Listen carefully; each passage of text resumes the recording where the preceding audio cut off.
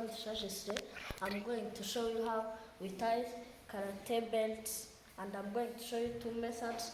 Let me start with first method.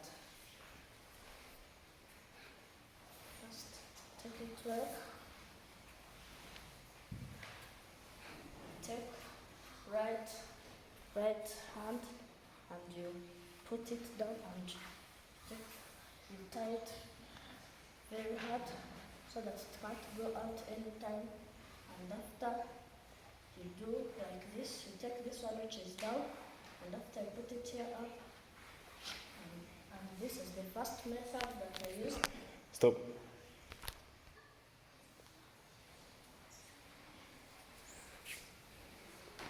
Method 2. And I'm going to show you method 2, how we tie.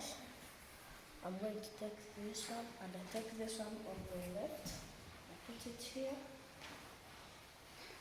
After I take this, I make a circle. And after I take this, I put it here down.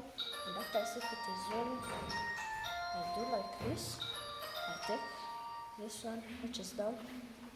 After I do like this, and this is the second method.